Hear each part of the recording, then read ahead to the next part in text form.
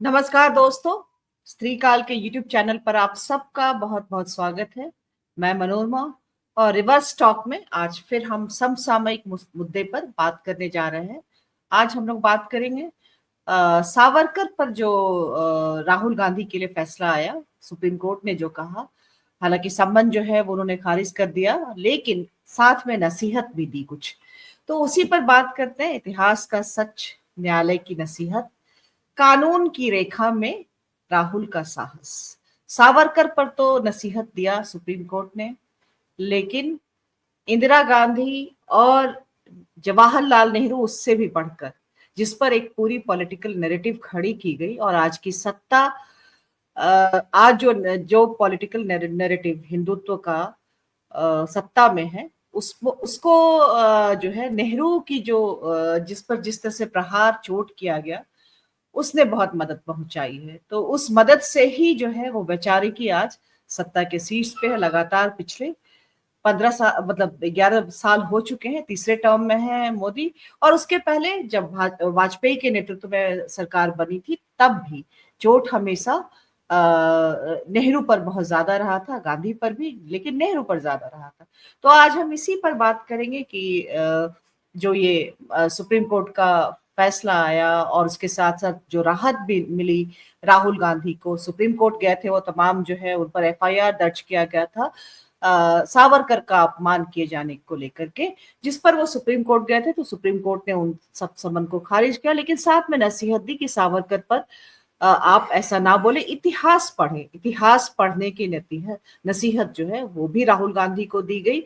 और साथ में ये कि आपकी दादी ने ही सावरकर को एक स्वतंत्रता सेनानी माना है, उस पर डाक टिकट उन पर डाक टिकट जारी किया गया है, और उनके स्वतंत्रता आंदोलन में उनके योगदान को चिन्हित किया है आपकी दादी पूर्व प्रधानमंत्री इंदिरा गांधी के द्वारा भी।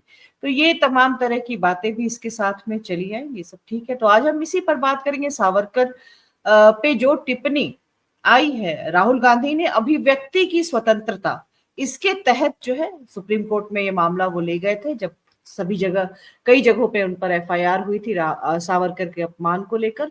तो और इसके पहले भी जो अब तक जो नेहरू और गांधी का अपमान किया जाता रहा, नेहरू गांधी परिवार पे के खिलाफ जिस तरह की बातें की जाती है, तो ये इतिहास के जो है वो नायकों की बात तो होती है, और अभिव्यक्ति की स्वतंत्रता के अंतर्गत उसको माना जाता है उनके उस पर। और इसको मतलब पॉलिटिकल एक जो है बहस का वो तरह से माना जाता है, उस तरह से नहीं जैसे सावरकर को लेकर के टिप्पणी की है। तो हम ये सब कुछ समझने की कोशिश करेंगे, दो अलग अलग बातें क्यों हैं। और ये भी है कि इस मामले में अभी तक कोई एफआईआर और इस तरह का जो है कोई मामला सामने नहीं आया है, जब नेहरू या गांधी, इंदिरा गांधी, इन सब पे जो टिप्पणी की गई उसको लेकर के अदालत में गया हो कोई, और ना ही अदालत ने इसका कभी संज्ञान भी लिया है। तो आज हम अपने मेहमानों का स्वागत करते हैं, इस पर बात करेंगे। इस मामले के तमाम पक्षों पर हम सभी को स्क्रीन पर आमंत्रित करते हैं।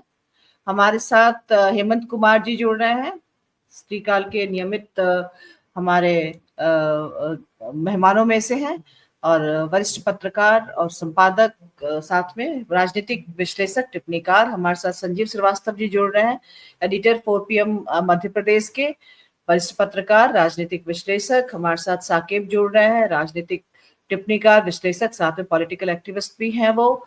और हमारे साथ संजीव चंदन जुड़ रहे हैं, स्त्रीकाल के संपादक। और हमारे साथ विनय ठाकुर है, स्त्रीकाल के हमारे साथी संपादक, वरिष्ठ पत्रकार और राजनीतिक विश्लेषक। आप सभी का बहुत बहुत स्वागत है। तो आज पहली टिप्पणी हेमंत जी आपसे लेते हैं, छोटी छोटी सी टिप्पणी करेंगे, और इस पूरे मामले को आप किस तरह से, आपकी पहली टिप्पणी क्या होगी इस पर, जो अदालत ने कहा, और अभिव्यक्ति की जो है आजादी, इसके दायरे में ही राहुल गांधी इसको लेकर गए थे, लेकिन जिस तरह से इतिहास पढ़ने की नसीहत सुप्रीम कोर्ट ने राहुल गांधी को दी है, उस पर क्या कहना है आपका? जी धन्यवाद। पहली नजर में मैंने जो देखा और समझा है, तो मुझे ये लग रहा है कि जैसे कि गांव में कुछ पंचायत लगती है और उसमें बड़े बुजुर्ग जो है फैसला सुनाने के अलावा बहुत ढेर सारी नसीहतें देते हैं, बाप दादाओं के कर्म और सुकर्म के बारे में उनको बताते हैं जिनके ऊपर पंचायत लगी होती है।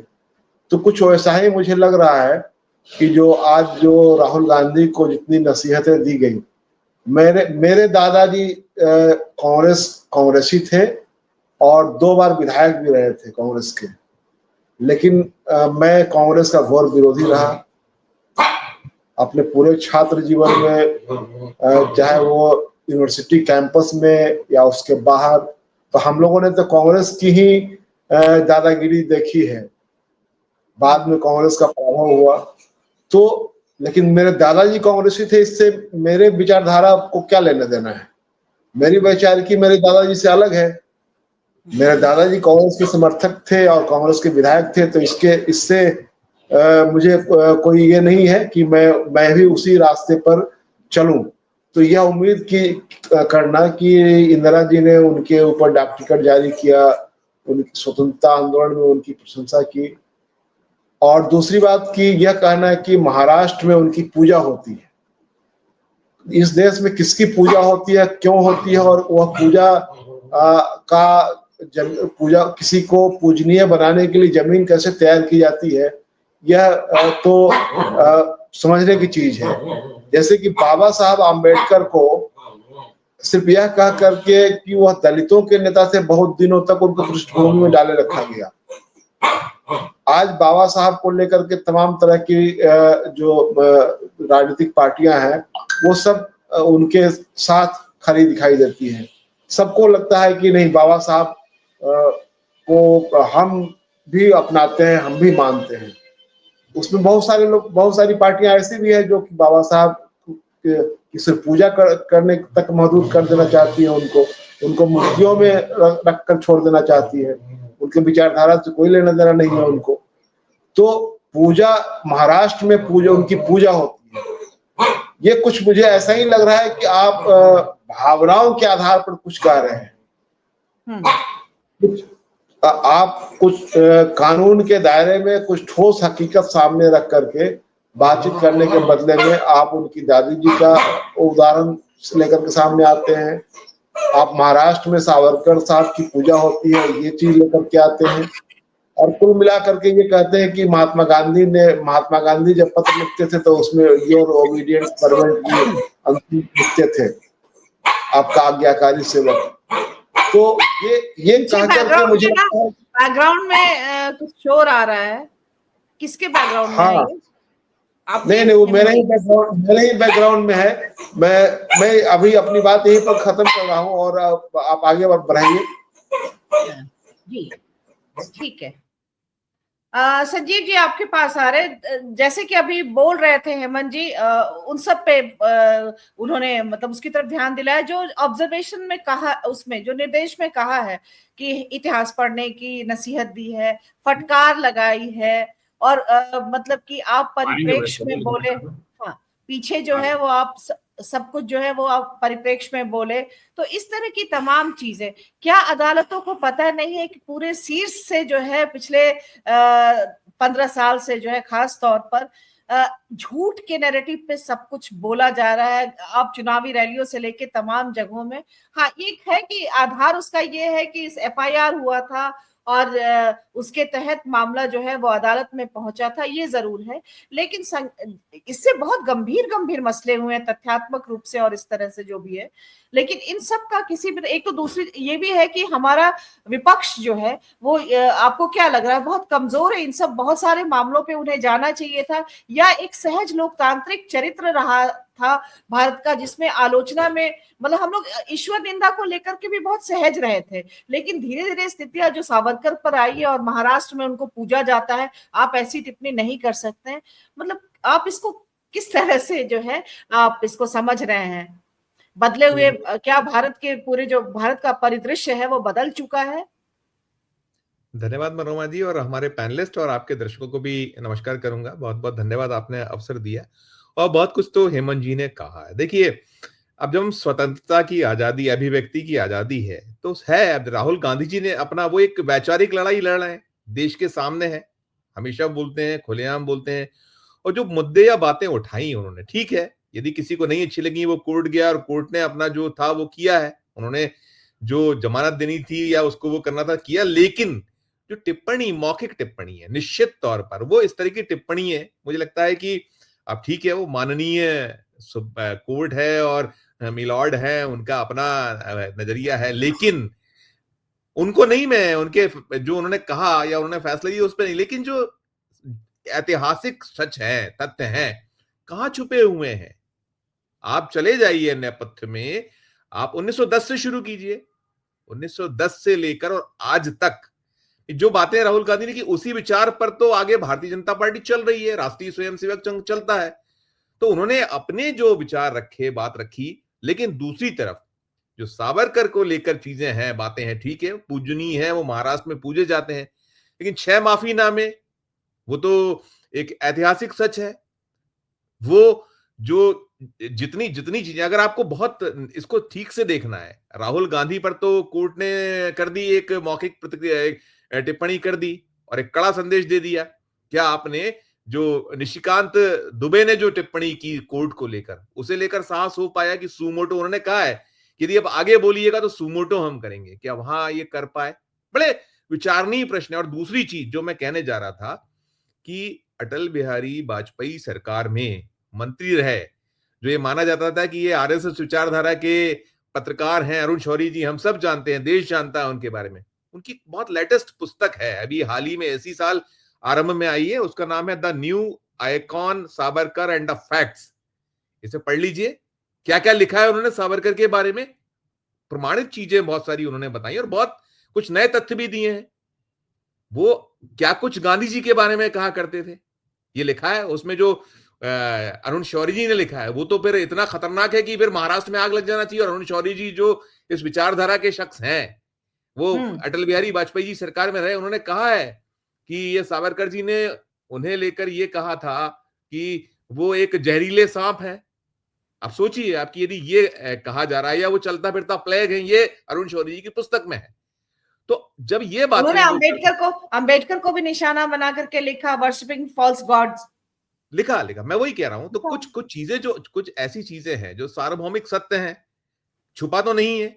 आप और जाइए तो ये भी है कि 1924 से लेकर 1939 तक, 1937 तक जो सावरकर थे, तथाकथित अंग्रेजों के नजरबंद रहे थे, तो ये भी है कि उनको 60 रुपए भत्ता मिला करता था।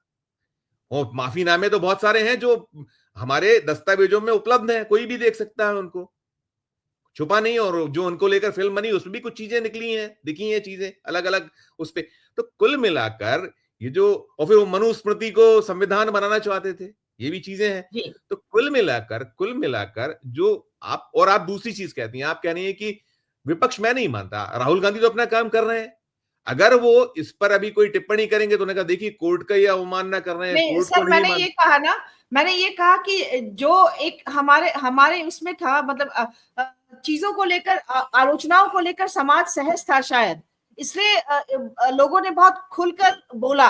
हम इस निंदा को, ईश्वर निंदा हमारे ब्लास्फेमी नहीं है, यानी कि ईश्वर की निंदा को लेकर बदलते परिदृश्य में, अब जैसे मान लीजिए सावरकर के खिलाफ अदालत में गए, तो अब क्या ये रास्ता नहीं खुल रहा है कि मतलब अब तमाम जो नायकों की आलोचना हुई है, जो इतिहास के नायक थे, उसको लेकर के मतलब जाया जाना, अगर विपक्ष हमलावर होगा तो जा सकता है, जाना चाहिए, उनको भी ग्रिल करना चाहिए, या नहीं तो ये मतलब बदलते हुए परिदृश्य का परिचायक है। मैंने उस पे आपसे पूछा था कि अब आलोचनाओं को लेकर भाजपा ने एक अलग तरह का जो रखा है ना, देखिए तो इतिहास पे ही प्ले अप कर रहे हैं ना, वो वर्तमान और भविष्य की बातें कहाँ करते हैं, वो तो बहुत एक केवल एक कह लीजिए कि जुमलेबाजी में ज्यादा होती है।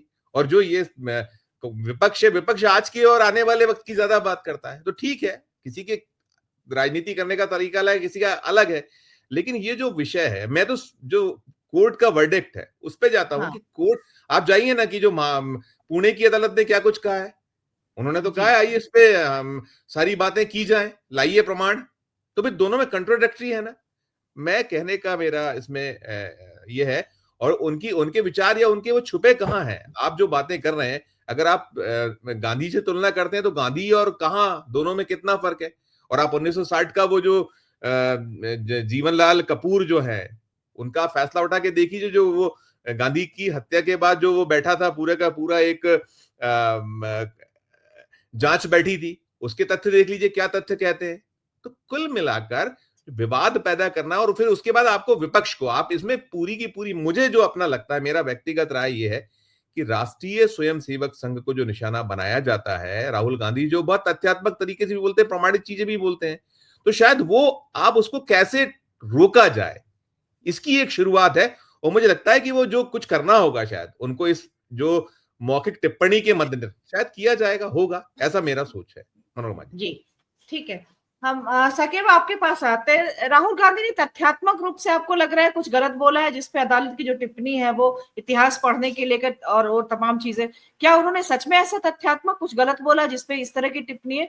दूसरा, एक रेफरेंस दिया सुप्रीम कोर्ट ने ये भी कि आप अगर स्वतंत्रता सेनानियों के बारे में ऐसे बोलते हो, कल को गांधी के बारे में भी कोई बोलेगा, जैसे उन्होंने एक चिट्ठी का शायद उदाहरण वगैरह दिया गया कि जिसमें आपका योर्स फेथफुल, जो आमतौर पे चिट्ठियों के नीचे लिखा जाता है, तो मतलब अंग्रेज के वफादार हो गए वो, इस तरह की बात है।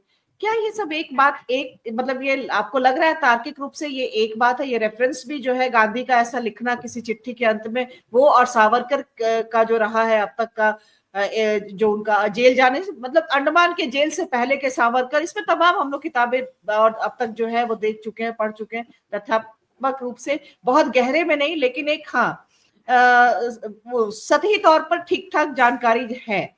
तो ये है कि वो अलग थे, वो अलग थे कहीं, और ठीक है वैचारिकी का फर्क तो था ही था, लेकिन गलत इसमें कहाँ तथ्यात्मक रूप से? क्या सच में राहुल गांधी ने ऐसा कुछ बोला था जो तथ्यात्मक रूप से गलत हो? और जिस रेफरेंस की बात सुप्रीम कोर्ट ने की है वो कहां तक आपको लॉजिकल लग रहा है?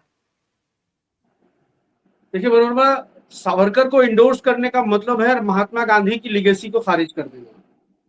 ये दो अलग अलग धुरियां हैं, इसमें कहीं कोई शक नहीं है, क्योंकि ये प्रमाणित है कि जब Mahatma Gandhi quit India movement चला रहे थे, भारत छोड़ो आंदोलन चला रहे थे 1942 में, सावरकर उस वक्त अंग्रेजों के लिए सेना में भर्ती का काम कर रहे थे। ये तमाम चीजें प्रमाणित है। और सावरकर के बारे में जो आज जो राय है लोगों की, हमारे आप जैसे लोगों की, वो आरसी मजूमदार के थ्रू है। आरसी मजूमदार को लोग पढ़ते हैं सावरकर को लेकर के। ये माफीनामा वाला जो मामला है, ये आरसी मजूमदार लेकर के आया है, ये कोई कांग्रेसी कोई वामी लेकर के नहीं आए। और आरसी मजूमदार आमतौर पर दक्षिणपंथी लेखक माने जाते हैं, दक्षिणपंथी इतिहासकार माने जाते हैं।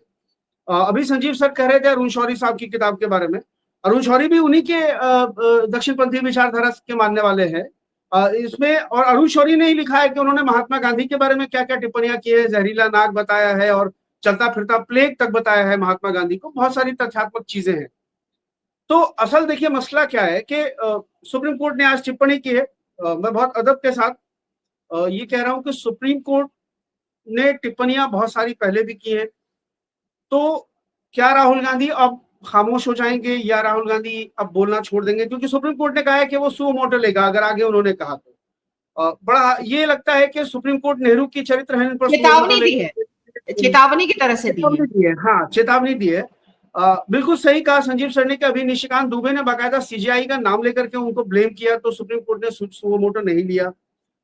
और मसला क्या है कि देखिए राहुल गांधी आज की जो मौजूदा राजनीति है उसकी नाभि में तीर मार रहे हैं। जो भारतीय जनता पार्टी की पूरी राजनीति खड़ी हुई है आज, और जिस राजनीति को खाद पानी उपलब्ध कराया जा रहा है, उस राजनीति के जनक हैं सावरकर, उस राजनीति की बुनियाद में है सावरकर, उस राजनीति की बुनियाद में सावरकर की विचार हैं, सावरकर की विचारधारा है। हिंदू राष्ट्र की विचारधारा कहाँ किनकी है? सावरकर की है। मुसलमानों को, कम्युनिस्टों को, अंग्रेजों को दोयम दर्जे का नागरिक बनाने का विचार किसका है? सावरकर का है। और उसी प्लान को तो एग्जीक्यूट कर रही है आज भारतीय जनता पार्टी सत्ता में रह करके। और राहुल गांधी असल में वहीं पे निशाना लगा रहे। देखिए सुप्रीम कोर्ट ने तो के जज साहब ने तो ये भी कहा था कि जो है गौमूत्र पीने से कैंसर ठीक हो जाता है।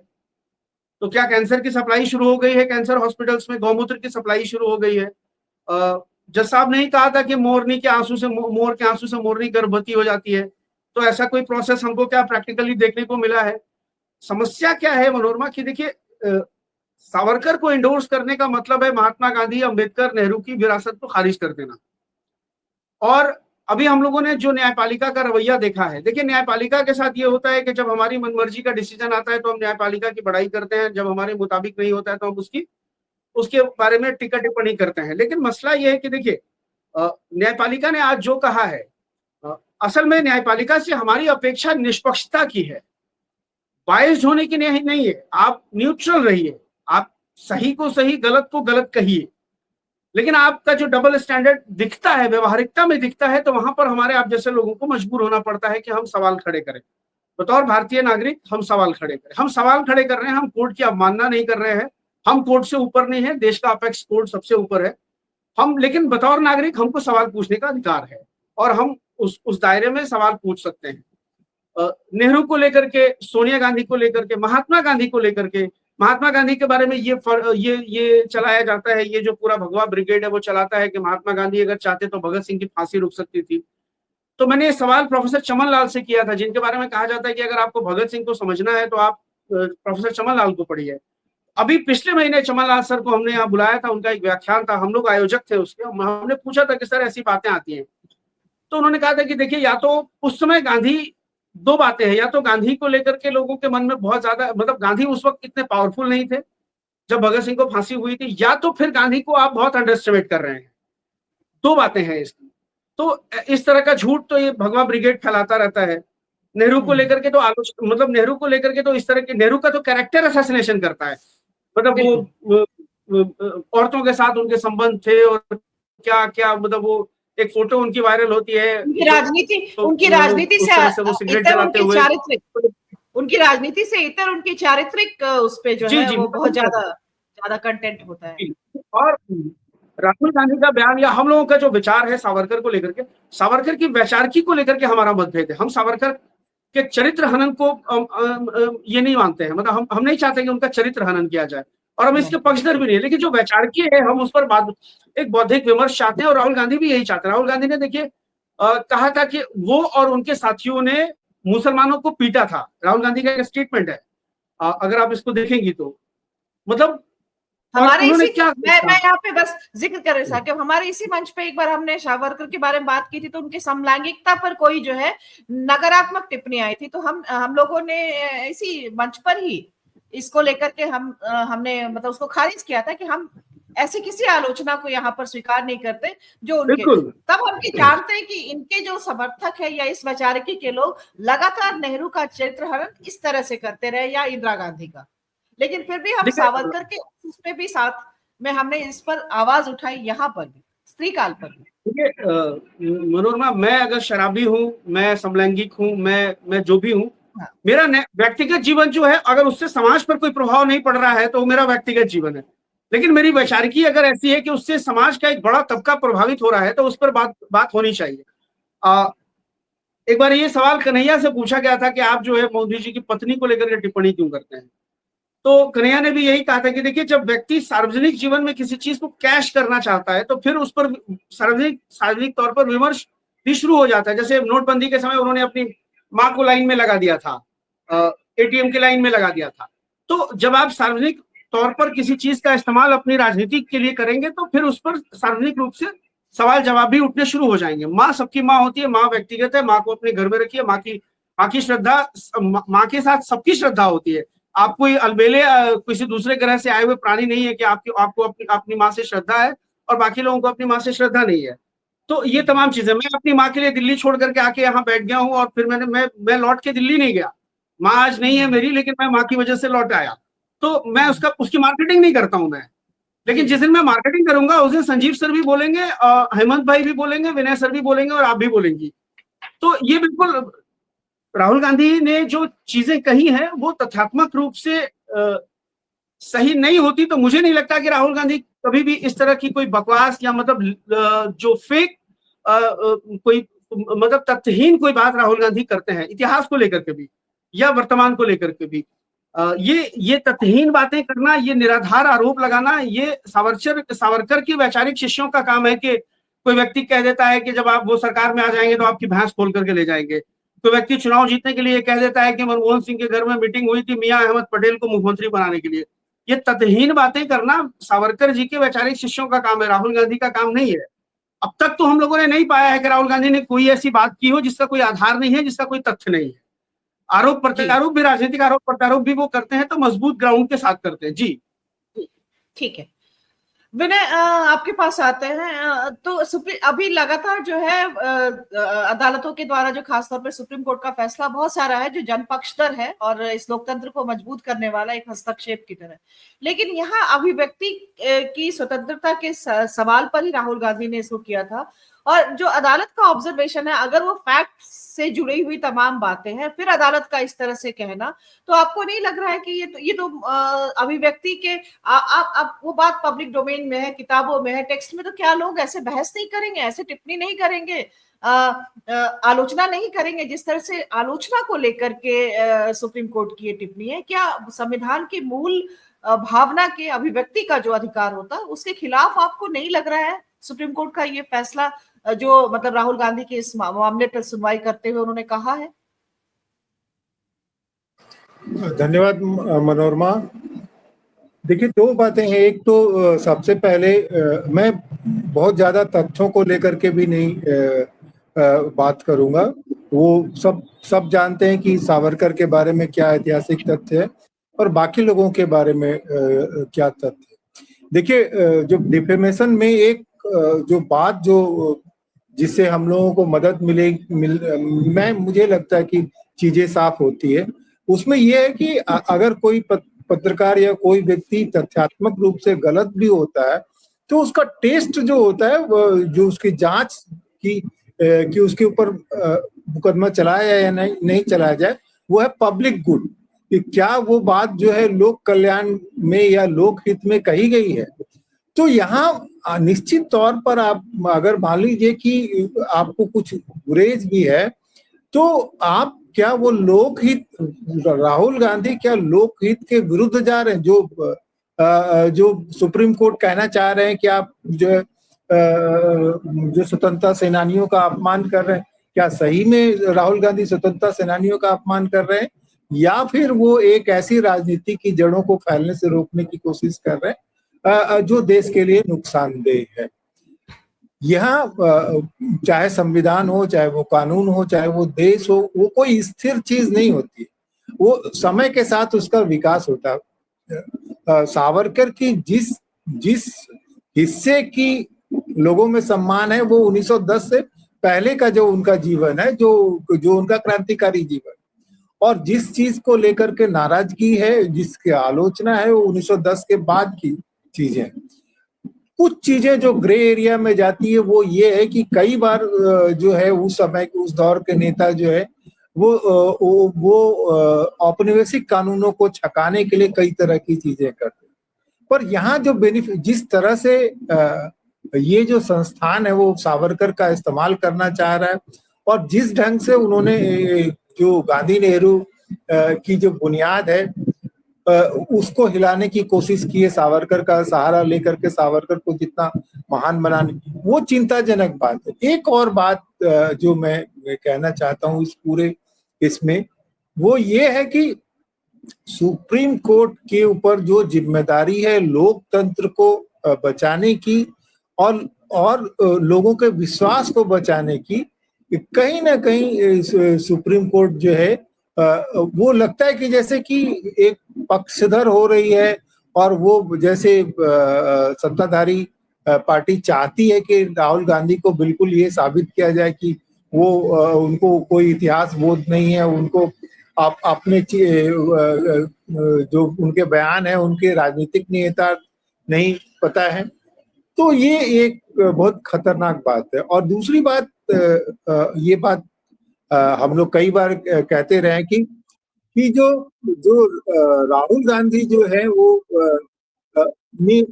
वो जो चाइना गेट का जो डायलॉग है ना कि हमसे लड़ने की हिम्मत तो जुटा लोगे, तो वो चीज उनमें कमी है। बाकी सब लोगों ने फिल्म देखी है, वो डायलॉग वो जानते हैं।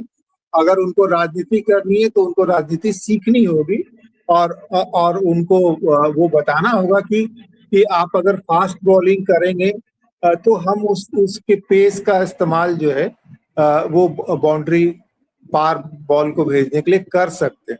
ये राहुल गांधी को सीखनी चाहिए कि अगर सुप्रीम कोर्ट कहते हैं कि हम आपको सुओ मोटो लेंगे, तो राहुल गांधी को कुछ दिनों के लिए जो है वो ये कहना चाहिए कि हम जेल जाने के लिए तैयार हैं। जब अरुंधति राय जेल जा सकती, बाकी लोग जेल जाने के लिए तैयार, उनको भी जेल जाने की, और इससे जो है भारतीय राजनीति का भलाई होगा।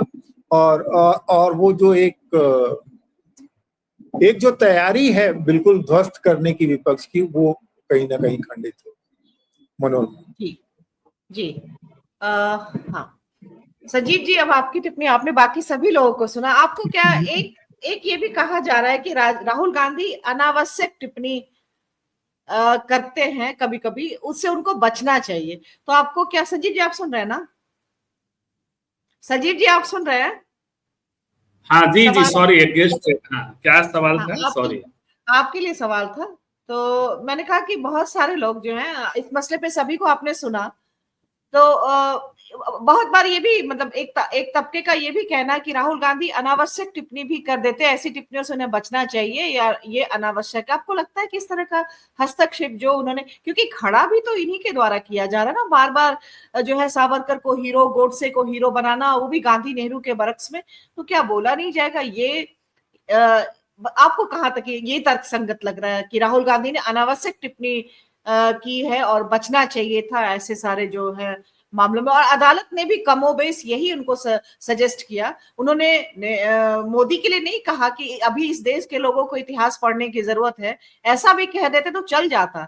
उन्होंने सिर्फ और सिर्फ राहुल गांधी को इतिहास पढ़ने की नसीहत दी है। देखिए, मोदी उनके सामने विषय नहीं थे अदालत के सामने, तो मोदी को कैसे कह देंगे कि अदालत मतलब आउट ऑफ द वे जाके मोदी पर क्यों ज्ञान देंगे? नहीं, तो मतलब सावरकर को इस तरह से पोर्ट्रे करने वाले, इतिहास से अलग हटा करके जो है, नहीं, वो अलग बात है। वो अदालत के सामने जो विषय होगा उसी विषय पे बात करेंगे। मैं अपने पूरा सवाल को समग्रता में जवाब देता हूँ। जी जी। एक, लेकिन हम लोगों को, अब मराठी आप लोग जानते ना हो तो एक मराठी सीखिए गाली से। हम लोगों को जो गाली दी गई है, झवाड़े वामपंथी कुत्ते, माने झवरदार वामपंथी कुत्ते हम लोग। नारद मुनि ने दिया है। हाँ, लेकिन आजकल साकिब ने ऐसा कर दिया है कि ये वाले शो को जो कमेंट करेंगे वो सब्सक्राइब जरूर करेंगे हमारे यहाँ। तो अभी सब्सक्राइब किया होगा, फिर अनसब्सक्राइब करेंगे बेचारे, लेकिन सब्सक्राइब करके उन्होंने गाली दी है, पैसा देके नहीं गाली दी है, ये जरूर है। तो खैर देखिए, ये मनोरमा जो अदालत के सामने था, एक बात लेकिन मुझे समझ में नहीं आई कि उस अदालत ने सुमोटो की धमकी दी। तो सुमोटो की धमकी आपको इतने दिन से निशिकांत दुबे ने, आपको सुमोटो समझ में नहीं आता है क्या?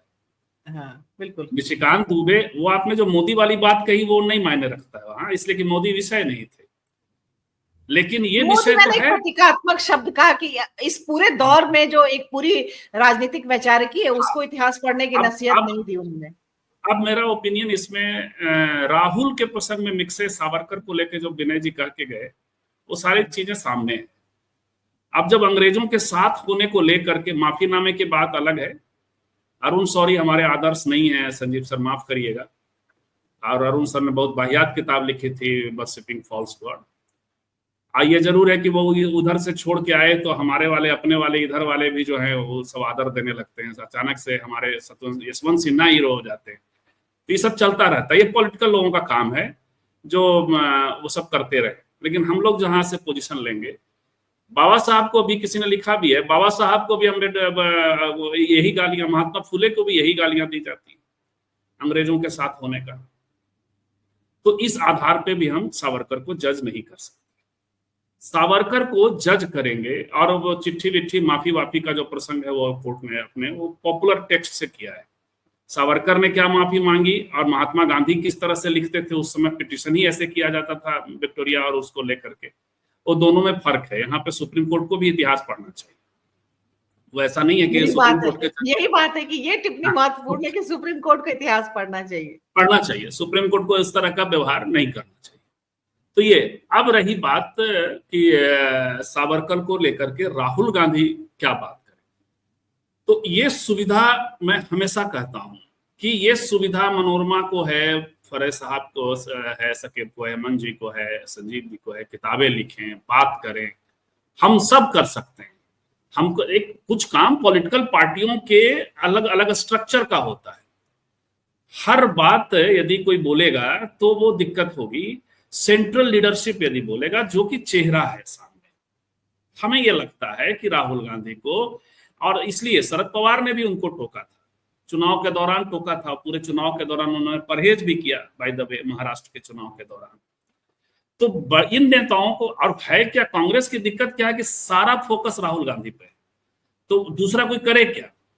मीडिया की भी दिक्कत है कि मीडिया सिर्फ राहुल गांधी को उठाता है मोदी के बाद, यदि कपिल सिब्बल कुछ कहेंगे तो नहीं उठाएगा। दूसरे लोग जिनको जो कहना है वो कहें, उससे फर्क नहीं पड़ता। राहुल जी को परहेज करना चाहिए ऐसी चीजों से। तो राहुल जी को बात क्या करनी चाहिए, राहुल जी को विचारधारा की बात करनी चाहिए। कहनी चाहिए कि सावरकर जो है स्त्री विरोधी थे, कम्युनल थे, हिंदुत्ववादी, हिंदू राष्ट्रवादी थे, जिसका बाबा साहब जिसको निगेट करते थे। आप ये सब बात करें तो चलेगा। हालांकि वो भी सावरकर मुद्दा है कि नहीं, ये सवाल होता है, सावरकर कितना वोट फेच करते हैं या नहीं करते। लेकिन आप सावरकर पे, सावरकर ने माफी मांगी, सावरकर गद्दार है, ये सब आपके लिए नहीं है। आपके लिए उनकी विचारधारा से टकराना एक विषय हो सकता है जो आप टकराने की कोशिश करते हैं। आप फेसबुक, ट्विटर और सोशल मीडिया के इन्फ्लुएंसर नहीं, आप नेता हैं। आपके द्वारा जो है इन्फ्लुएंसर ये होता है। तो मेरा विचार तो ये है कि इससे बचना चाहिए। दूसरी बात, जवाहरलाल नेहरू, अब दिक्कत ये है, जवाहरलाल नेहरू के मामले में कोई कोर्ट नहीं जाता है। इन लोगों ने क्या क्या तमाशे नहीं किए, गांधी जी को लेके, जवाहरलाल नेहरू को लेके, सोनिया गांधी। अभी एक का इंटरव्यू किया जा रहा है और ये निर्लज्ज मीडिया हाउस उसका इंटरव्यू चला रहे हैं कि भाई हमने टोटी चोर बनाया अखिलेश जी को, हमने सोनिया गांधी के अश्लील फोटो चलाए। अरे उसको तमाचा मारो, उसको जेल भेजो, अश्लील फोटो चलाने वाले को। लेकिन है क्या कि इनका वाला जो है ना, ये नया नया आए हैं, मैंने इनको महान बनाना है सावरकर को, तो ये ज्यादा डेलिकेट है। ये बार बार कोर्ट पहुंचते हैं, इनको लगता है कोर्ट पहुंच जाएंगे, पुलिस हमारी है। हालांकि राहुल गांधी के मामले में दूसरा है, लेकिन हम आप कहिएगा तो हम आपको, पुलिस का भी डर है, आपको पुलिस उठा के ले जाएगी। तो इसलिए ये कोर्ट पहुंचते हैं, इधर वाला कोर्ट नहीं पहुंचता। इधर वाले को पता है एक तो, और दूसरा कि यदि स्ट्रेटेजिकली पकड़ के किसी को आपको करना है, आपको यदि कम से कम नेहरू के मामले में, गांधी के मामले में कोई बात कर रहा हो, तो इसको आप यदि कोर्ट ले जाते हैं, मुकदमे पे ले, क्योंकि ऐसा हुआ है, ऐसा नहीं है कि कांग्रेसी दूध के धुले हैं। कर्नाटक के मुख्यमंत्री पर टिप्पणी को लेकर मुकदमा हो चुका है, तेलंगाना के मुकदमा हो चुका है। तो आप भी 2-4-10 मुकदमे कर सकते हैं। लेकिन कई बार होता है कि अभी तो देखिए पहलगाम को लेकर के असम में जो बवाल मचा हुआ है, जिस तरह से गिरफ्तारियां हो रही है फेसबुक पोस्ट को लेकर के। हाँ, तो ये देखिए, इधर वाला तो ऐसे ही है। इधर वाले के भी मैं व्याख्या कर रहा कि इधर वाले कर भी सकते हैं, लेकिन इतना नेहरू विराट हैं, थैंक्स टू मोदी, नरेंद्र मोदी, की नेहरू का उत्खनन करा दिया। तो कुछ काम किताब लिखने का लोगों को अरुण शौरी का काम है, कुछ काम शशि थरूर का काम है, कुछ काम पवन खेड़ा का काम है, अलग अलग काम है लोगों का, वो राहुल जी का नहीं। इसलिए मुझे लगता है राहुल जी को इससे बचना चाहिए। जब भी बात करें आरएसएस के ब्रॉडर विचारधारा पे बात करें तो ज्यादा अच्छा है। जी ठीक है, वापस हम फिर से हेमंत जी के पास आते हैं। हेमंत जी, संजीव जी ने जो कहा वो आप कहाँ तक सहमत है इससे? क्या राहुल गांधी ने इस तरह का जो भी हस्तक्षेप किया वो आखिर चोट करने की कोशिश की गई थी, तो वो जवाब देना। दूसरा, एक टिप्पणी में आई थी, मैं चाहती हूँ आप जो है उसका जवाब मैं चाह रही हूँ, क्योंकि इसी तरह की भ्रम की स्थितियां हैं जिसको फैला करके और ये किया गया है। जैसे इसमें एक लिखा है कि अंबेडकर सबसे प्रिय चेले थे ब्रिटिश के, जिसके पूरा सबूत है। देखिए इस तरह से जो कहा जा रहा है, तो ठीक इसी तरह के का भ्रम भाजपा जो है कायम करने में नेहरू के खिलाफ और इसके खिलाफ कामयाब रही थी, और जिसको लेकर के और जो भ्रम की स्थिति सावरकर को लेकर के है, उनका जो एक उचित मूल्यांकन होता है उसको लेकर के है, जो हमें टिप्पणियों में भी, तो इस टिप्पणी को भी एड्रेस करें आप। पहले संजीव जी वाले बात से आप कितना सहमत हैं वो, और फिर उसके बाद वो टिप्पणी जो है। सबसे पहले मैं मनोरमा उस टिप्पणी के बारे में ही कह देना चाहता हूँ, फिर बाद में संजीव जी की बात कहूंगा। ठीक है। जो लोग ये बात कहते हैं उनसे मैं ये पूछना चाहता हूँ कि बाबा साहब जिन लोगों की लड़ाई लड़ रहे थे, उनको पता था कि इन लोगों की लड़ाई कोई नहीं लड़ रहा है। जब ये बात आती है कि क्या स्वतंत्रता आंदोलन का मतलब था कि देश के भीतर जितनी तरह की गुलामी है उससे पूरी मुक्ति का आंदोलन है हुआ, तो जाहिर तौर पर वो नहीं था। तो बाबा साहब उन लोगों की मुक्ति के लिए लड़ रहे थे जो उस एजेंडे में नहीं थे, क्योंकि उस ब्रॉडर एजेंडे में वो एक छोटा सा पार्ट थे, लेकिन बाबा साहब उसको एक ये पूरे लड़ाई का एक मजबूत हिस्सा मानते थे। और बाबा साहब को ये पता था कि जिसके लिए वो लड़ रहे हैं वो लाठी लेकर के और बंदूक लेकर के उनके लिए नहीं लड़ सकते।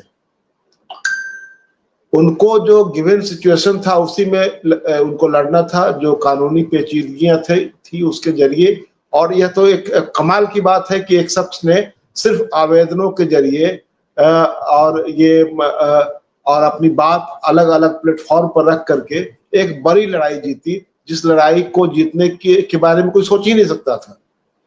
जो लड़ाई जीती जा सकती है उसके बारे में कोई कल्पना ही नहीं कर सकता था।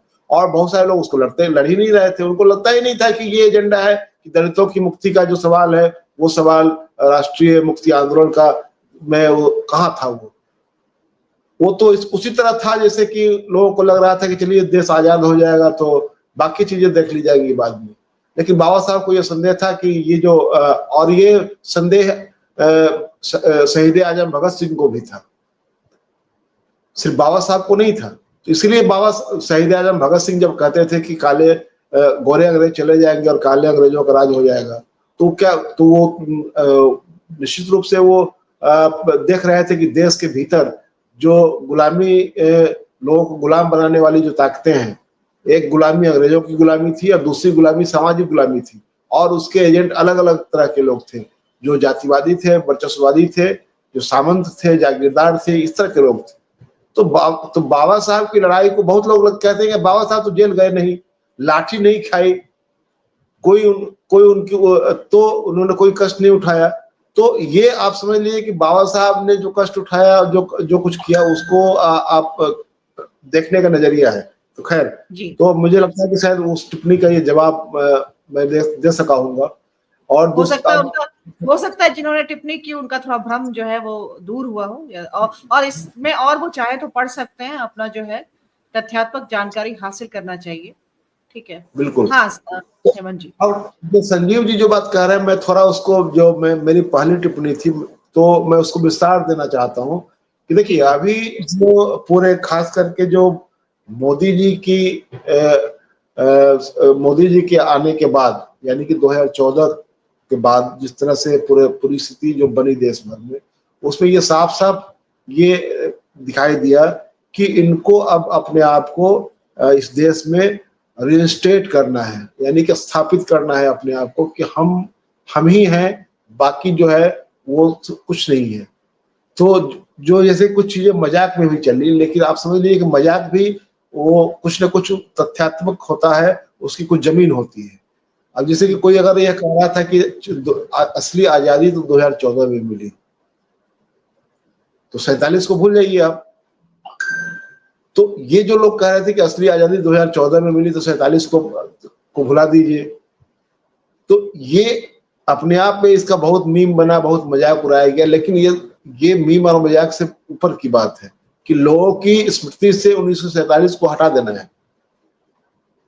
एक नई आजादी। हेमंत भाई एक लाइन, उन्हीं के गैंग की एक भाजपा युवा मोर्चा की एक नेत्री ने कहा था कि आजादी 99 साल के लीज पे मिली है। वो भी कहा और 2014 से मिली है ये भी। आजादी जो मिली है 2014 को मिली है, 2014 में मिली है। मैं लीज वाले प्रकरण पर भी आ रहा था कि ये आजादी जो है वो लीज पर मिली है। और वो ये सौरभ शुक्ला वो इंटरव्यू कर रहे थे जिस दौरान ये हुआ था, उन्होंने कई बार उससे पूछा कि आप क्या बोल रही हैं क्या, तो बार बार रिपीट कर रही थी उसको। तो खैर, तो ये सब जो है, तो आप जिस तरह से इतिहास की किताबों को पलटा जा रहा है, जिस तरह से नाम बदला जा रहा है, तो ये जरूरत क्यों पड़ रही है? ये जरूरत इसलिए पड़ रही है कि हम लिख करके, हमें लिखने आए चाहे नहीं आए, लेकिन हम मिटाना जानते हैं। तो जो लिखी हुई इबारत है उसको धो पोछ करके बराबर कर देना है, उसमें कुछ फालतू चीजें लिख देनी है। अभी जो आप देखेंगे कि दिल्ली में किसी रात कोई निकलता है और वो कहीं जाकर के किसी सड़क का नाम, किसी स्टेशन का नाम पर उस पर कोई स्प्रे डालता है, फिर उस पर उस पर सुसु कर देता है। तो ये सब कब हुआ? ये सब तो लोगों को बताना चाहिए कि 2014 के बाद ये सब हुआ है। 2014 जो लोग जिनको लगता है कि 2014 में ही आजादी मिली है और वो अभी लीज पर मिली है, तो उनके लिए भी यह खबर है कि उनको ये जानना चाहिए कि ये जो लोग जो है, जो कहीं जा करके किसी नाम पट को उस पर लिपापोती करते हैं, स्प्रे डालते हैं, उस पर सुसु कर देते हैं, कुछ नया चीज लिख देते हैं। सरकारें भी इस तरह से करवाती है बहुत सारी जगह। नाम, किसी शहर का नाम बदल दिया, किसी जिले का नाम बदल दिया, किसी सड़क का नाम बदल दिया। तो आप बताइए कि ये सब करने की जरूरत क्यों पड़ रही है? इसको मैं जो कह रहा था कि मैं इसको थोड़ा विस्तार देना चाहता हूँ। अब बताइए कि यह कहना कि अगर आप अगली बार ऐसी कोई बात कहेंगे तो हम सुओ मोटो लेंगे, ये बहुत ही आपत्तिजनक बात है। आप इस तरह लोगों की जुबान सील देना चाहते हैं। आप चाहते हैं कि लोग जुबान नहीं खोले। और जो काउंटर नैरेटिव भी ढेर सारा है, जैसे कि अब संजीव जी ने कहा निशिकांत दुबे के बारे में। बहुत सारी ऐसी घटनाएं देश में हो रही है, रोज बरोज हो रही है, और शीर्ष पर बैठे वो लोग कर रहे हैं, संवैधानिक पदों पर बैठे वो लोग कर रहे हैं, उनकी कोई सुओ मोटो नहीं हो रहा है। अब ये मुझे लग रहा था कि जिस तरह धनखड़ साहब राज्यसभा में बैठ करके बोलते हैं, और जिस तरह से बिरला साहब लोकसभा में बैठ करके बोलते हैं, और लोगों को, विपक्ष को लोग 2 मिनट बोलते हैं और 10 मिनट उनको पानी पिला पिला करके उनको नसीहत देते हैं, तो ये कुछ वैसी ध्वनि मुझे सुनाई दे रही है कि खबरदार, आपने अगर अगली बार ऐसी कोई बात कही तो हम सुओ मोटो लेंगे। आप अपने दादी को देखिए, आप इतिहास पढ़िए। तो जो लोग इतिहास पढ़ने की बात आप कह रहे हैं, निश्चित रूप से इतिहास तो आप करना चाहिए। देश के लोगों को इतिहास पढ़ना चाहिए और इतिहास में जाना चाहिए, और इतिहास को निरपेक्ष भाव से पढ़ना चाहिए। आप एक व्यक्ति को कह रहे हैं कि इतिहास पढ़िए, तो इसका मतलब आप, इसीलिए आप देखिए कि आज जो खबरों की जो हेडिंग लगी है सोशल, खास करके जो डिजिटल प्लेटफॉर्म पर जो भी अखबार है, उसका ऐसा है जैसे कि राहुल गांधी की ऐसी की तैसी कर दी गई, ये इस तरह की ध्वनि निकल रही है वहां से। तो ये मुझे लगता है कि कोर्ट, ठीक है, कोर्ट को अधिकार है, कोर्ट ने जो कुछ कहा है, लेकिन आपके कहे का क्या असर होता है, ये देखने वाली बात होती है। दूसरी बात, हम ये नहीं, आपको जैसा कि सकेब ने कहा कि हम नहीं चाहते हैं कि आप हमेशा आपके लिए क्लैपिंग होगी, लेकिन जब आप निष्पक्ष भाव से कोई काम करेंगे तो ठीक है,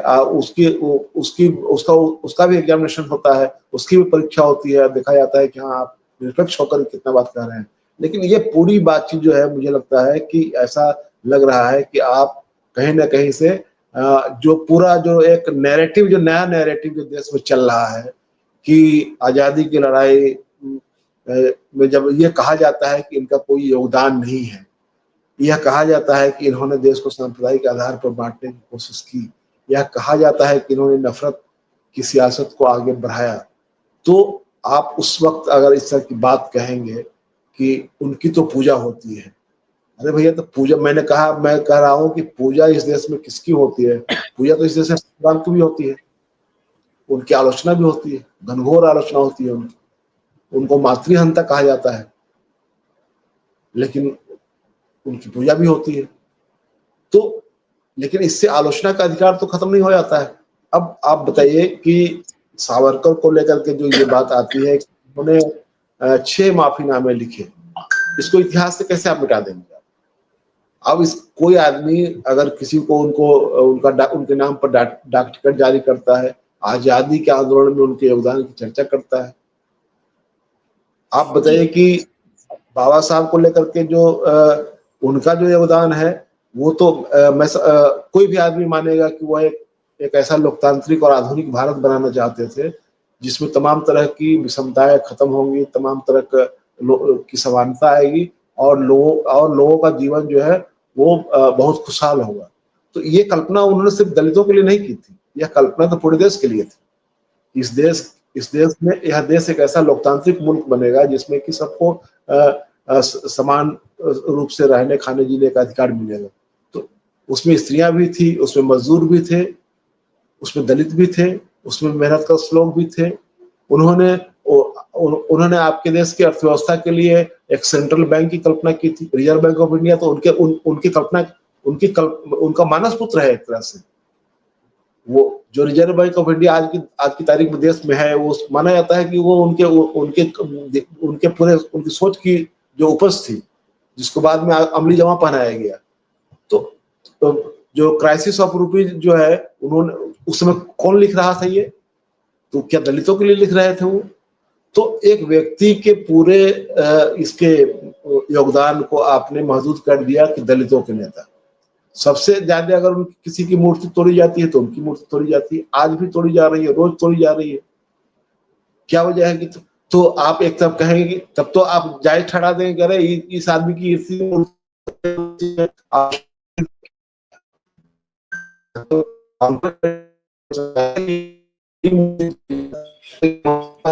आपकी आवाज हाँ थोड़ी सी कट रही है। खैर, हम संजीव जी के पास आते हैं। एक और टिप्पणी है जिस मुझे लगता है कि संजीव जी आप उस पर अपनी प्रतिक्रिया दीजिए। वो जरूरी टिप्पणी लग रही है नंदलाल यादव जी की कि कोर्ट की बात सही है, स्वतंत्रता सेनानी का अपमान नहीं होना, हमारा संविधान भी ऐसा कहता है, लेकिन स्वतंत्रता सेनानी कौन है कौन नहीं ये भी क्या कोर्ट बताएगा? जी ठीक मैं है। चाहती हूँ कि आप इस सवाल पर अपनी बिल्कुल बिल्कुल नहीं ठीक कह रही हैं आप। सवाल यही हो रहा है ना, यही तो बात हो रही है। देखिए कोर्ट का जो टिप्पणी है, टिप्पणी उसके लिए वो अब करने के लिए है, वो करता है, लेकिन जो सवाल यही है कि ये जो इस तरह की टिप्पणियां है उसको इतिहास से, जैसे आपने कहा अभी, इतिहास का ज्ञान तो सभी को, और इतने सुप्रीम कोर्ट के जजेस हैं और फिर जिस मामले की वो सुनवाई कर रहे हैं जो बहुत महत्वपूर्ण मसला है, तो वो उसके सारे जितने एस्पेक्ट्स होंगे उसको देखा होगा। अब ये जो मैंने आपसे कहा कि जो गॉडसे वाला जो मसला मामला था जिसपे ये जो कमीशन बैठा था, जीवनलाल कपूर साहब, जस्टिस जीवनलाल कपूर साहब वाला, जिसकी फाइंडिंग्स 1960 में आई थी, तो क्या कोर्ट को मालूम नहीं होगा कि क्या चीजें, और बाकी चीजें हम जो बात कर रहे हैं उसकी भी ज्ञान होगा। फिर दूसरा, जो सावरकर जी को लेकर इतनी सारी चीजें हैं, इतनी चीजें हैं, अब जो वो वीर सावरकर वाली बात है, तो वीर सावरकर कैसे बने, इसे लेकर भी सारा मतलब बहुत पुरानी, ये आज के नहीं है, ये पुराने तथ्य हैं कि वो खुद चित्रगुप्त के नाम से लिखा करते थे। तो आप सारी चीजें जानो, और आप एक तरफा जो कहीं जो ध्वनित होता है उसमें फैसले में, हम उस पर तो इतनी बात कर ही सकते हैं कि आप कहें कि नहीं मैं सुमोटो लूंगा, तो वो समझ में नहीं आता। और दूसरी जो मेरा अपना मैं अपने स्वतंत्र हूं कि मुझे किसको मानना है किसको नहीं। और दूसरा, अगर आप स्वतंत्रता संग्राम सेनानियों की बात करते हैं तो वो इतनी चीजें हैं जिसमें कि सब कुछ स्पष्ट है, पूरा देश जानता है, इतिहास में दर्ज है। फिर इसके बाद ऐसा किया जाए तो निश्चित तौर पर सवाल उठेगा। और मैं जो अभी कहीं ब्रॉड वे में बात हो रही थी, हम अब जिस तरीके से चीजों को होने लगा है, हम जहां से हम जो अंतिम आज तो हमारी सुप्रीम कोर्ट ही रहा है ना, लेकिन हम देख रहे हैं लगातार किस तरीके की चीजें हो रही हैं, अधूरे फैसले आना, जो चीजें। और दूसरा ये भी है कि आपको सूट कर रहा है तो अच्छा, नहीं कर रहा है तो हमने देख लिया कि जब सुप्रीम कोर्ट ने जिस तरीके से कहीं थोड़ा सा वो किया, ट्रिगर दबाया या वो उसने किया, तो आपने उस पे जो जिस तरीके से पूरे का पूरा नैरेटिव क्या है कि आप सारे लोग, निशिकांत दुबे से लेकर या उसके पहले उपराष्ट्रपति साहब की जो टिप्पणियां थी, क्या थी वो, आपका है क्या कि आप कहीं दबाव, और फिर उसके बाद ये चीजें ध्वनित कहीं करती हैं कि जो उस न्याय की कुर्सी पर बैठे हुए लोग हैं वो कहीं ना कहीं उनकी, हमने और उदाहरण बहुत सारे हैं, मतलब मैं इस पर्टिकुलर मामले को ना करूं क्योंकि मैंने कहा हम विस्तृत चर्चा कहीं शुरू हुई है और लोगों ने, हमारे जो पैनलिस्ट हैं, साथियों ने टिप्पणी की है, तो हमने देखा है ना। अभी वो शायद फरह सर ने टिप्पणी की थी, फरह जी ने, कि वो कौन सा कि गौमूत्र से कैंसर वाली बात, तो कहाँ है वो जज साहब, आज कहाँ बैठे हुए हैं, और भी लंबी फहरिस्त है। तो हमको कहीं वाली बात, मोरनी के आंसू वाली बात, सारी चीजें, तो कहीं हमें ऐसा लगता है कि एक अब ये ट्रेंड भी हो गया है कि हम जो हमारा रिटायरमेंट प्लान भी कहीं उसमें कहीं दिखने लगता है, उसमें मतलब निहितार्थ निकाले जाने लगते हैं। तो ये जो सारी की सारी चीजें हैं, स्थितियां हैं, ये निश्चित तौर पर बहुत सारे सवाल इसीलिए होते हैं। हम इसीलिए मीमांसा पर हमें ध्यान है, हम लोगों ने जब से जर्नलिज्म शुरू किया था, हमें 2-3 चीजें सिखाई गई थी। एक तो ये जो माननीय कोर्ट है, न्यायालय है, इन पे हम लोग बहुत बचते थे, अब इतने खुलेआम करना पड़ती है क्योंकि हमको उसमें कहीं परिलक्षित हो रही चीजें। हम एक दौर में था कि हम लिखते थे कि दो समुदायों में एक कहीं वो हो गया, हम खुलेआम हिंदू मुसलमान कर रहे हैं, सारी चीजें हैं। तो जिस तरीके से बदल रही हैं चीजें, तो वो सारा कुछ कटघरे में खड़ा कर रहा है। आपका पीछे क्या कुछ सोच है वो कहीं दर्शा रहा, और इसीलिए जो है बार बार हमारा जो विश्वास थोड़ा सा घटता है, कम होता है, या हम जो इतनी सारी बातें करने लगे हैं, तो उसके लिए ये स्वयं ही जिम्मेदार है, ऐसा मैं मानता हूं। और मुझे लगता है कि आप यदि इस तरीके से ना किया जाए, आप छेपक लगाइए या आप इस तरीके की मौखिक टिप्पणी कर रहे हैं, आपने लिखित में तो दिखी नहीं, लिखित में करते तो शायद फिर तत्काल उसका वो होता। और आपने एक जो उनका जितना जो कह लीजिए कि एक दहशत भी पैदा करने का प्रयास किया, और साथ में समाज को जो संदेश देने की कोशिश की कि नहीं ये गलत है, ये उचित नहीं है। और आपको जो बाकी चीजों में, जैसे मैंने कहा निशिकांत दुबे में क्यों नहीं करा आपने, वहां क्यों आपने अटॉर्नी जनरल के ऊपर छोड़ दिया गया, या वहां क्यों गए आप? तो सवाल वही है। और मुझे लगता है कि शायद जो माननीय न्यायालय, सुप्रीम कोर्ट से जजेस हैं, उनमें उनको इन चीजों पर कहीं विचार करना चाहिए थोड़ा सा। यही खत्म करूंगा। ठीक है, साकिब आपके पास आते हैं। साकिब, आपको क्या लग रहा है कि इसमें राहुल गांधी पे देखिए जो मानहानि वाला मुकदमा था, उसमें क्या उन्होंने क्यों किया गया था? मोदी सरनेम के ऊपर था ना, तो आपको नहीं लग रहा है कि अब जो है और अभी इस तरह का, तो जो जितने तमाम पिछले जितने लोगों ने जिस तरह से इन पर आक्रमण, उसमें तो उसके दायरे में तो सीधे प्रधानमंत्री आ जाते हैं। अगर ये मानहानि का दावा करने लगे और स्वतंत्र अभिव्यक्ति की बात मान रहा है सुप्रीम कोर्ट की, इतिहास के जो नायकों पर है, वो जो बात है वो पॉलिटिकल डिबेट का हिस्सा है, स्वतंत्र अभिव्यक्ति की बात है। और राहुल गांधी ने जो बात की अभिव्यक्ति की स्वतंत्रता पे की। हेमंत जी कुछ कह रहे, जल्दी से कह दीजिए। जी, सके भाई से पहले मैं थोड़ा सा एक बात कह दूं, जो संजीव जी की टिप्पणी में जो थोड़ा सा छूट गया था, वो ये कि जो मैं इस बात से सहमत हूं कि जो राहुल गांधी जिस तरह की बातें करते हैं, उसमें आपको ये देखना पड़ेगा कि जो एक पॉलिटिकल डिस्कोर्स में किन चीजों को लाना है, ये महत्वपूर्ण होता है। आप ये कोई सेमिनार गोष्ठी का जो विषय है उसको वहां तक महदूद रहने दीजिए, और एक पैरेलल चले, ये आप चलाइए। देश में इसको लेकर के बातचीत करने की का पूरा स्कोप है, और ये होना चाहिए। ये तो लैग कर रहा है, आज इसको रोका जा रहा है कॉन्शसली। यूनिवर्सिटीज में जो जहाँ इन चीजों पर बातचीत होती थी, वहाँ खास करके दिल्ली में तो बिल्कुल ही बंद कर दिया गया है। आप कोई इस तरह का कोई सेमिनार नहीं कर सकते हैं जिसमें आप ऐसे लोगों की आलोचना कर सकते हैं। तो ये एक महत्वपूर्ण मसला है जिसको कि उनके छात्र संगठन, यूथ संगठन, जो उनके टीचर्स हैं, टीचर्स एसोसिएशन में उनके जो लोग हैं, उनको या विपक्ष के जो भी लोग हैं, उनको इन चीजों को उठाना चाहिए। लेकिन जो पॉलिटिकल लीडर है, जो जिनको लीड करना है पूरी राजनीतिक लड़ाई को, उनको इन चीजों में कि आप किसी के नौकर थे और किसी के चाकर, ये जासूस थे, ये डिस्कोर्स खड़ा करने से मुझे लगता है कि ये चुनावी भाषण में कभी कभी चल जा सकता है, लेकिन ये इसको लेकर के बराबर आप बातचीत करेंगे तो वो मुझे लगता है कि ज्यादा मजबूत आपके पक्ष में तर्क नहीं हो सकता है, बनिस्बत कि आपकी पूरा एक पूरी एक तरह से होनी चाहिए, टीम होनी चाहिए आपकी, जो देश भर में इस तरह की चीजों को बहस करे। वो यूनिवर्सिटी में आपको रोका जाता है, आप दूसरी जगह चुनिए, दूसरी जगह आप इन चीजों पर बहस कीजिए जो आज की तारीख में रुका हुआ है। और ये ज्यादा मुझे लगता है कि आपके लोगों को और जनता को शिक्षित कर सकता है कि आप जो लोग हैं, जो हेमंत जी माफी चाहते हो, हेमंत जी माफी चाहते हो रही है बातें, लेकिन वही बात है ना जो भी हमने कहा था कि हम उन्हीं को सुन रहे हैं, उन्हीं को लिखा जा रहा है, बाकी लोगों को नहीं लिखा जा रहा, बाकी लोगों को नहीं सुना जा रहा है। एक ये इसकी आज इस खबर पर हेडिंग ही, हाँ सजीव सर आप कह रहे ठीक, हेडिंग ही देख लीजिए तमाम अखबारों में, जिस तरह से इस पे राहुल गांधी को मिली फटकार, बस मतलब हर जगह की हेडलाइन मनोरमा जी, हेडलाइन मैनेजमेंट तो है ही। हम देख तो रहे हैं कि आपने भी क्या किया जब वो पहलगाम हुआ, माफी चाहते हुए थोड़ा विषयांतर हो रहा है, पहलगाम को कैसे प्रस्तुत किया गया, क्या उठाया गया वहां, जो मुस्लिमों, आप 22 करोड़ मुस्लिम से और पूरा कश्मीर खड़ा हुआ है, क्या किसी ने उसको वैसा किया क्या? जो जब रिजिजू ने माना कि हाँ ये जो है हमसे चूक हुई, किसी ने उसको उठाया, फिर उन्होंने उसको एडिट किया, किसी ने क्या एडिट करने पर किसी ने लिखा गया। तो बहुत सारी चीजें हैं, जहां जो सूट कर रहा है वो हो रहा है। माफी चाहते हुए मैं फराह जी की और संजीव जी की बारी है। अभी एक दैनिक भास्कर का डिजिटल का है, सुप्रीम कोर्ट ने बोला राहुल को इतिहास भूगोल नहीं मालूम। इतिहास भूगोल नहीं मालूम, हाँ हाँ, और इतिहास भूगोल देख करके टिप्पणी करे, जान करके टिप्पणी करे, ये है आगे की उनकी बात। इसको आप कैसे समझेंगे? ठीक है, तो हम साकिब, लेकिन ये भी देखिए कि जो संजीव सर पहलगाम मैं का वही जिक्र कह कर रहा हूँ रहे ना हैं, कि खुद जज साहब को नहीं मालूम है इतिहास भूगोल। सावरकर ये साहब बात ने जो सही है। माफी मांगी, सावरकर साहब ने जो माफी मांगी, और गांधी जी जो लिखते थे, गांधी जी नीचे में उस समय या ऊपर में जहां भी उस समय वो पैटर्न था चिट्ठी लिखने का, तो आपका सेवक वो अनुवाद उसका होता है।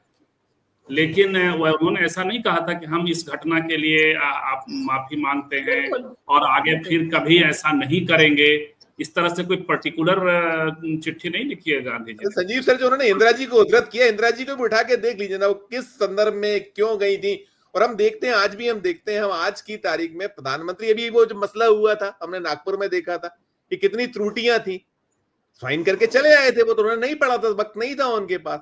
तो कई चीजें ऐसी होती हैं कई बार। अच्छा, इसके साथ साथ सावरकर उस को दौर में सावरकर को गांधी जी से उस दौर में संदर्भ क्या था, क्या विषय थे, और चुनावी भी गणित बहुत सारे होते हैं। मे भी पॉसिबल कि उस दौर में इंदिरा जी का अपना रहा होगा, लेकिन एक लाइन पकड़कर जो आप पूरा का पूरा नैरेटिव सेट करते हैं, ये अब देश जानने लगा है, दुनिया जान रही है, इसमें आप कितने ही करिए वो आपको बहुत बार गच्चा खा रहे हैं आप, मुझे ऐसा लगता है। जी, सॉरी तो मैं बस वही पूछ रही थी कि पहलगाम का चूंकि जिक्र किया, लेकिन और मुसलमानों, पूरा हिंदू मुसलमान का डिस्कोर्स चलाने के बाद आप देखते हैं भाजपा को या नरेंद्र मोदी को खासतौर पर साधना आता है जब वो मधुबनी की रैली में 140 करोड़ भारतीयों को साथ लेकर आतंक से लड़ने की बात करते हैं। तो वहां पे वो 20-25 करोड़ 22 करोड़ मुसलमानों को नहीं छोड़ते, तबकि पूरे देश में नैरेटिव सेट हो चुका होता है मुसलमानों के खिलाफ 2 दिन के अंदर में। तो इनको इससे साधना भी आता है। एक चीज और बोल दूं, क्योंकि चल रही है चर्चा, माफी चाहते हुए, आपने 1915 का एक भाषण उठा के देख लीजिएगा माननीय मोदी जी का, फिर हरियाणा का 2019 का भाषण उठाकर देख लीजिएगा, जिसमें साफ साफ वो कह रहे थे, 2015 में उन्होंने कहा था पानी रोक देंगे, पाकिस्तान प्यासा मर जाएगा। 2019 में उन्होंने कहा था, वो जब ये जो पुलवामा हुआ था उसके बाद क्या हुआ, 5 साल में क्या आपने खड़ा किया, आज आप क्या रोक पाओगे, कैसे रोक लोगे पानी को आप? मतलब बड़े अजीबो गरीब है, और चीजें सामने है कि आप केवल ये नैरेटिव सेट करना, वोट की राजनीति करना, आप बड़ा अजीब सी स्थिति है। अडानी के गैस पाइप की हिफाजत कैसे कर पाएंगे? बिल्कुल। और मुद्रा एयरपोर्ट कैसे, अभी तक तो नहीं रोका। विषयांतर हो गए, मुझे लगा अभी नई खबर आ रही है जो पब्लिक डोमेन में ज्यादा नहीं है, वो ये है कि जो पोरस किया गया या समझौता किया गया सुरक्षा में, अडानी के जो पावर जो वो सोलर प्लांट और क्या बोलते हैं विंड एनर्जी वाले प्रोजेक्ट के लिए, तो ये एक बहुत बड़ा जो है वो इसको वजह के तौर पे भी अब खबरें आ रही है। पोर्ट का पैसा, पोर्ट पे जो मिली थी ड्रग्स 3000 करोड़ की, वो पैसा कहाँ किस कैसे लग रहा है, बहुत सारी चीजें हैं, बहुत सारी चीजें। ठीक है, साकिब की टिप्पणी जल्दी से ले लेते हैं। तो क्या आपको लग रहा है विपक्ष को अभी हमलावर होना चाहिए, उनको भी वो तमाम मसले लाकर इनको जो है वो जो इनके साथ वो तंग करते रहते हैं, वो तंग करने का इनका भी स्ट्रेटेजी बहुत स्ट्रांग होना चाहिए? मनोरमा जी, थोड़ा सा लाइटर मोड में चलते हैं। मुझे लग रहा है कि भक्तों को ये समझ में आ रहा है कि मोदी जी जो है वो कोई रेफ्रिजरेटर या वॉशिंग मशीन का गत्ता लेके आएंगे और सिंधु नदी में डाल देंगे और पानी रुक जाएगा, ठीक है। और उधर से जो हेडलाइन मैनेजमेंट शुरू हो गई है कि पानी के लिए बिलबिलाया पाकिस्तान, ये ना भारत टाइम्स वाले, रिपब्लिक भारत वाले सब चला रहे हैं, पानी की त्राही त्राही। ऐसा लग रहा है कि पाकिस्तान वाले पार्टी लेके नाच रहे हैं कि भाई उनको पानी नहीं मिल रहा है, मतलब यहाँ ये खाली है। मुझे तो यही समझ नहीं। बहरहाल हम टॉपिक पे आते हैं। देखिए मनोरमा जी, एक चीज है, आरएसएस को 100 साल पूरे होने वाले हैं इस दशहरा में। विजयादशमी जब आएगी उसकी पूरी 100 साल हो जाएगा उसको।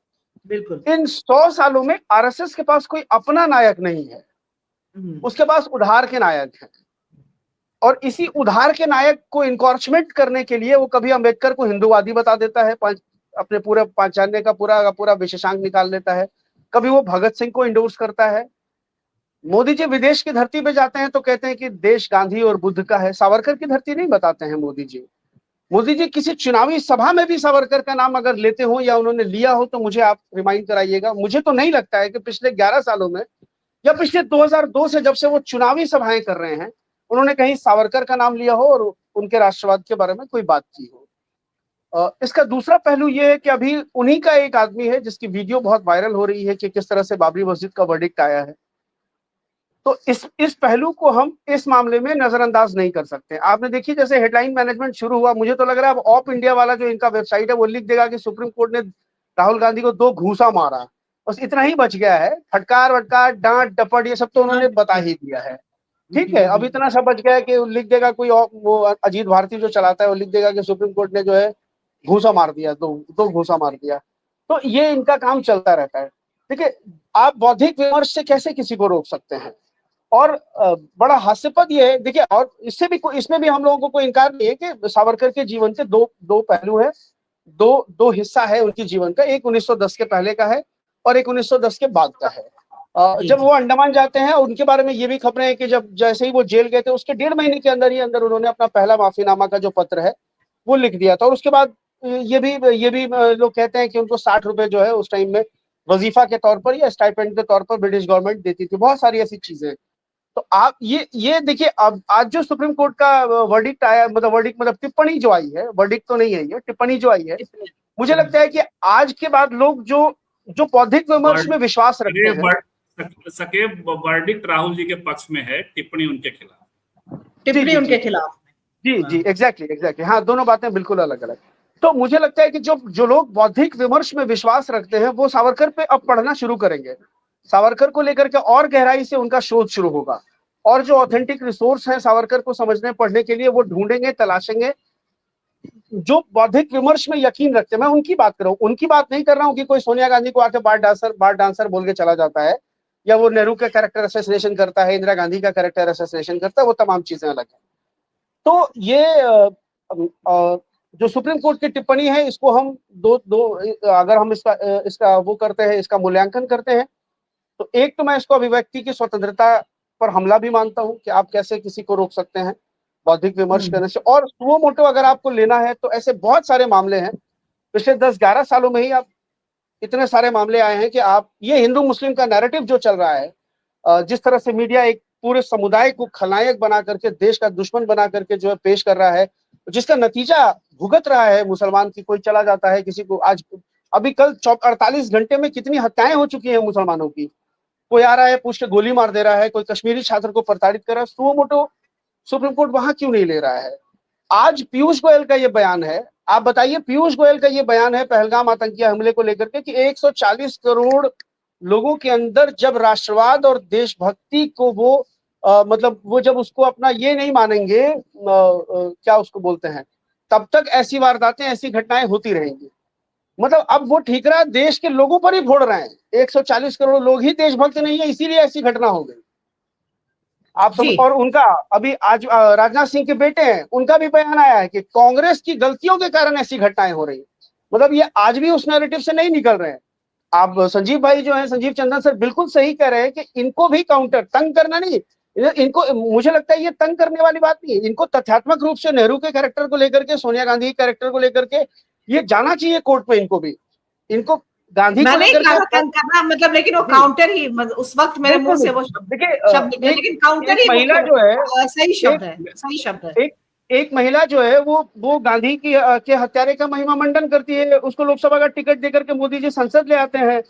पूर्व सांसद बैठ के वो पेंशन, एनआईए जिसके लिए मौत की सजा रेकमेंड किया है, उसका एक अलग पक्ष है मनोरमा जी, हम उस पर डिबेट करेंगे। एनआईए क्यों मांग रहा है मौत की सजा, वो भी चूंकि उनको अभी थोड़ा सा, मोदी जी को अभी थोड़ा सा आरएसएस पर प्रेशर बनाना है, क्योंकि साध्वी प्रज्ञा को अगर फांसी होती है तो ये आरएसएस के ऊपर में एक बड़ा दाग होगा। साध्वी प्रज्ञा का सीधा एसोसिएशन आरएसएस के साथ है, और मोदी जी आरएसएस से उनका अभी टकराव चल रहा है, हम सब लोग जानते हैं। तो ये एक उनका अंडर टेबल गेम भी हो सकता है कि साध्वी प्रज्ञा को मुर्गा बना करके या मोहरा बना करके वो आरएसएस के ऊपर दबाव बनाने की कोशिश कर रहे हो, क्योंकि अब ये चर्चाएं तेज हो रही कि वो 75 साल के होंगे तो उनको मार्गदर्शक मंडल में भेजा जाएगा और कोई नया जो है पीएम का चेहरा आएगा। ये तमाम चीजें चल रही है। जो अमित शाह की जो है राइवलरी योगी से अलग चल रही है, तो वो तमाम चीजें हैं, वो एक दूसरा पहलू है। लेकिन उसके बावजूद मैं ये कह रहा हूं कि मुझे पूरा यकीन है कि अब लोग सावरकर को पढ़ना और भी ज्यादा शुरू करेंगे, और भी ज्यादा उनके बारे में जानकारियां जुटाएंगे। और जज साहब के बारे में कुछ कहना नहीं है, ऑनरेबल जज साहब ने जो कुछ कहा है, और जाहिर सी बात है उनको भी उन्होंने भी जो कहा है, उन्होंने तमाम पहलुओं को देख करके ही कोई टिप्पणी की होगी। संजीव सर भी कह रहे थे, संजीव श्रीवास्तव सर भी, कि उनकी टिप्पणी जो है उन्होंने भी तमाम पहलुओं को देखा होगा, उसके बाद ही किया होगा। लेकिन मुझे इस बात पर भी कोई आश्चर्य नहीं होगा कि जैसा आपको अगर हम साल 2 साल 4 साल के बाद राज्यसभा में देखते हैं, तो मुझे इस बात पर भी कोई हैरानी नहीं होगी, कोई आश्चर्य नहीं होगा। जी ठीक है संजीव जी, आखिरी टिप्पणी जल्दी से। आपके यहाँ कुछ मेहमान भी आए हैं, आप जल्दी। जज साहब राज्यसभा वाली बात तो नहीं किए हैं, ऐसा नहीं है। जज साहब के पास जो चीजें आई हैं उस हिसाब से, और उन्होंने आज वर्डिक्ट तो उनके फेवर में ही दिया है, लेकिन एक टिप्पणी होता क्या है कि आपका सहज इतिहास बोध जैसे बनेगा।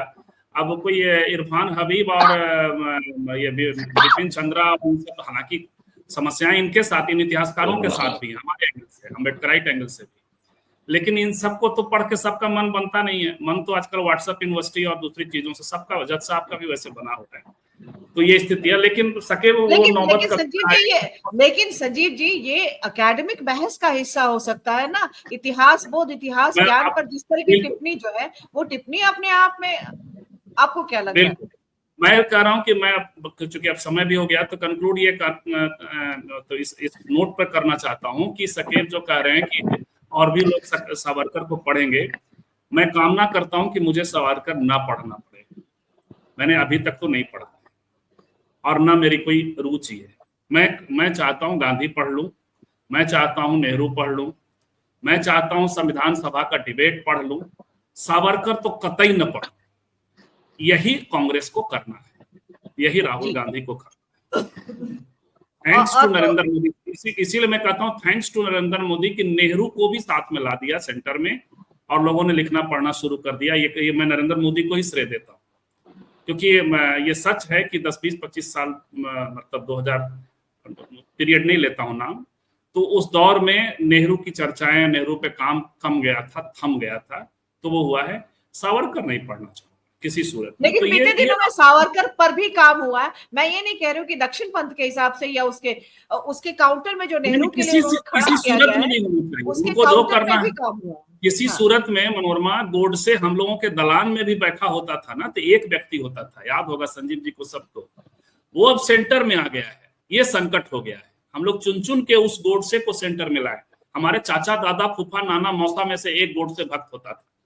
याद करिए 70 के दशक में, 80 के दशक में हमारे गांव के एक बड़े लेखक थे, बड़ा विचित्र लेख किताब लिखी उन्होंने, हम बचपन में बड़ा अच्छा लगता था, बड़ी चर्चित, कि हु किल्ड ताशकंद समझौता पे शास्त्री को किसने मारा। तो उसके एक लाइन बड़े अच्छे लगते थे उस वक्त। अब पढ़ता हूं तो क्या था वो। हमारे गांव के लेखक थे, बड़ी किताब चर्चित हुई थी एक दौर में। तो वो सब लोग कॉर्नर रहते थे, वो सेंटर में कभी नहीं आते थे। अब सेंटर में आ गए हैं। सेंटर से बचाने की जरूरत है बड़े नेताओं को। राहुल जी को हम नहीं चाहते कि वो जंतर मंतर पे फ्रीक्वेंट हो जाएं और उसके बाद धीरे धीरे वो कॉन्स्टिट्यूशन क्लब में फ्रीक्वेंट हो जाएं। वहां होने के लिए दूसरे नेता हैं उनके पास, शशि थरूर हैं उनके पास, जयराम रमेश हैं उनके पास, दूसरे अन्य लोग हैं। मनोरमा, तो मतलब काम किया जाना अभी कांग्रेस को काम, या राहुल गांधी को, ठीक है अदालत के से जो हो गया, लेकिन अदालत ने जो टिप्पणी ये दो की है, इन टिप्पणी का काउंटर राहुल गांधी के लिए जरूरी है। हमने देखा है कि ताशकंद जो शास्त्री जी की मौत है उसको लेकर के किस तरह से राजनीति हुई। पिछले 11 साल से जो है मोदी सत्ता में है, लेकिन हमने इस पर कोई क्लोजर रिपोर्ट उनकी तरफ से नहीं देखी। भले अचीवमेंट ये रहा कि इस दौरान एक प्रोपोगेंडा फिल्म बन गई, ताशकंद फाइल्स। तो ये भी, मैं सिर्फ इस एक का जिक्र कर रही हूँ, ये व्यापक स्तर पर आप इसको परिप्रेक्ष्य में रखकर तमाम चीजों को समझ सकते हैं जो फिलहाल किया जा रहा है। हाँ, लेकिन काउंटर बहुत जरूरी है।